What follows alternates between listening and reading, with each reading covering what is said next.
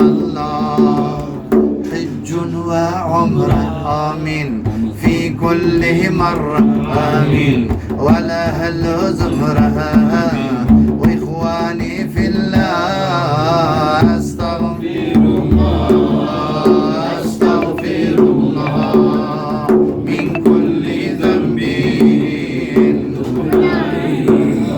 آمين من كل ذنب تبنا إلى الله تبنا إلى الله. فالنبي رجع لكي يشتري قميص الناس، دفع درهمين على قميص الأولاني. فلما رجع إلى السوق فوجد واحدة جارية جالسة تبكي، فقال ما لك؟ قالت يا رسول الله أنت تناديني؟ قال نعم تفضلي ما لك؟ قال أرسلني صاحبي ب4 دراهم، ضيعت درهمين واشتريت بدرهمين الزجاج الذي طلبه وانكسر الزجاج في يدي، وأنا الآن لو رجعت يضربوني. فقال النبي لسيدنا بلال اذهب اشتري بدرهمين الزجاج، واشترى نفس الزجاج فأعطى درهمين لكي أن ترجع إلى بيتها.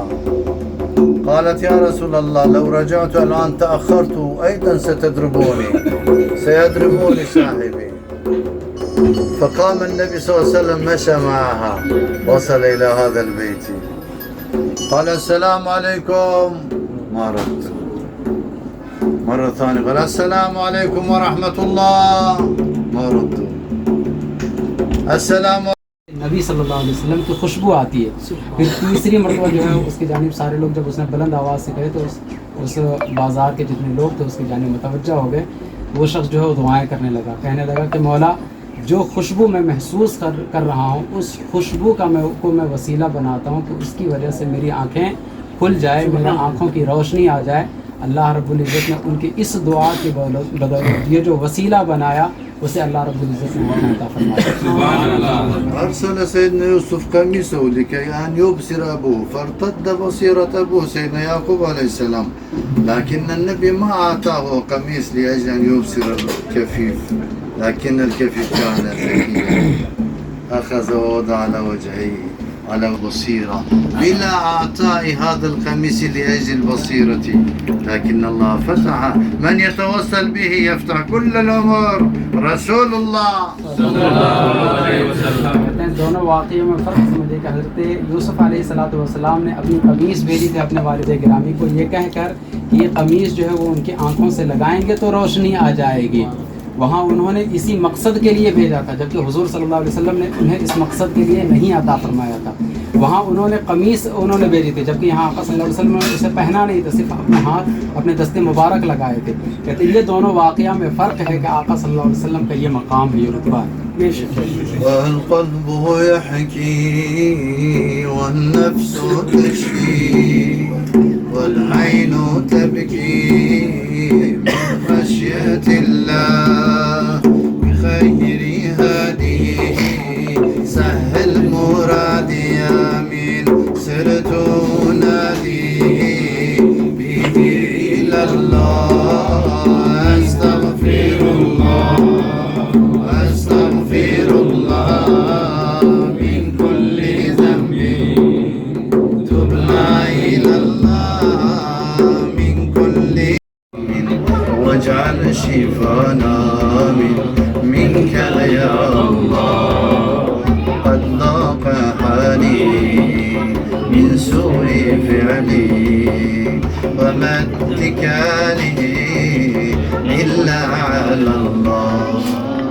أستغفر الله أستغفر الله من كل ذنب تبنا إلى الله. النبي اشترى قميصا وكان هناك هذه يقول من يلبسني الله يلبسه لباس الجنة وينادي. فالنبي جاء وأعطاه هذا القميص الذي في يده، لمس يده فقط كفيف أخذ وشم شم شم شم قال هذا رائحة النبي، من أنت؟ قال وكل الناس في الشارع في السوق هذه في هذا المكان مكان الاتجاه، لأن هذا كفيف لا يعرف من موجود، وصرخ من أنت؟ قال رسول الله ما تكلم. شم مرة افتح اللهم افتح عيوني بسبب هذا الآية، أتوسل بهذا الرائحة. قال ووضع يده ووضع اللباس على جبهته ففتح الجبهة ففتح العينان وصرخ قال يا رسول الله، سبل يديه ورجليه، ما قال شيء النبي صلى الله عليه وسلم. كثير من الناس تأثروا وأسلموا من هذه الموقف فقط. कहते हैं कि हज़रत मौला कायनात ने आपको जो एक दिरहम दिए थे, आका सल्लल्लाहु अलैहि वसल्लम जो है वो बाज़ार में फिर वहाँ से कपड़ा ख़रीद कर लेकर आए। रास्ते में जो वो नाबीना शख्स थे वो आवाज़ लगा रहे थे कि हाय कोई जो मुझे कपड़ा पहना है, अल्लाह उसे जन्नत का जो है वो जन्नती कपड़ा अता फरमाएगा। आका सल्लल्लाहु अलैहि वसल्लम ने वो कपड़े जो ख़रीद कर ला रहे थे उसको दे दिया। कहते आका सल्लल्लाहु अलैहि वसल्लम ने सिर्फ अपने हाथों से मस किया था। वो शख्स जो नाबीना थे वो कहने लगे कि मुझे इस कपड़े से जो है वो नबी की खुशबू आती है। उसके बाद में फिर वो कहने लगे कि आप यकीनन देने वाले जो है वो आप सल्लल्लाहु अलैहि वसल्लम है। आका सल्लल्लाहु अलैहि वसल्लम ने कुछ न फरमाया।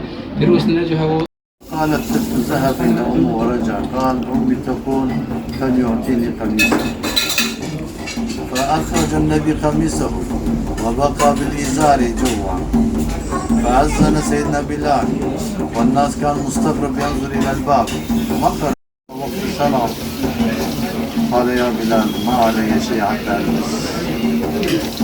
فلما سمعوا أصحاب النبي كلهم ينظر ببعض، سيدنا علي بالبكاء ذهب إلى البيت فأتى ب8 دراهم كمان قميصا فلبس وصلى به. कमीज़ खरीद के दरबार में मेरे पास तो कुछ है नहीं, भी अगर कुछ आएगा तो इंशाअल्लाह मैं दूंगा। मैं तो बच्चा घर गया वापस आका सल्लल्लाहु अलैहि वसल्लम के पास आया और आका सल्लल्लाहु अलैहि वसल्लम जो है वो सिर्फ नीचे जो तहबंद है उस पर आका सल्लल्लाहु अलैहि वसल्लम थे। मस्जिद नबवी में अजान हुई, इकामत हो गई, सहाबा आपका इंतज़ार करते रहे। फिर उसके बाद में आप तशरीफ़ नहीं लाए। कहते हज़रत मौला कायनात रज़ियल्लाहु ताला रोते हुए अपने घर गए और वहाँ से जाके आप जो है वो कुर्ता लेकर आए। आका सल्लल्लाहु अलैहि वसल्लम ولذا يقال لولا في التشهد لا ما قال النبي لا أبدا.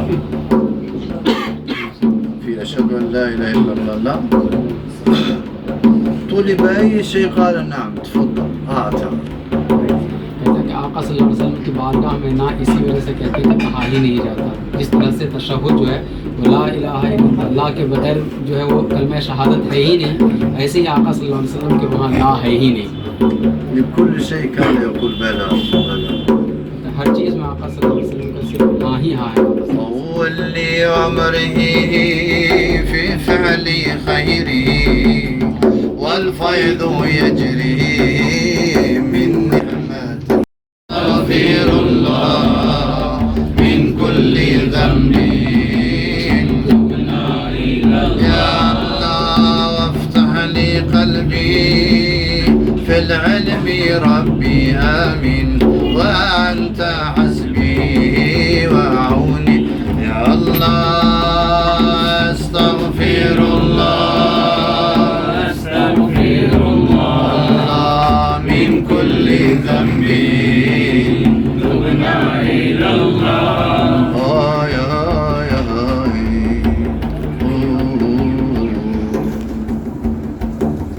الجلابية قميص الذي كان لبس هذه أمانة، فذهب أن يشتري بهذا الثوب سيدنا علي كرم الله وجهه وقال والله يا رسول الله ما كنت أدري أنك لست على بلا قميص، فأنا آسف يا رسول الله. كان يتأسف ويؤتي 8 دراهم، و8 دراهم كان أخذ من فاطمة بنت رسول الله وهو كذلك ما كانت تملك شيئا، ما كان يملك شيئا سيدنا علي كرم الله وجهه.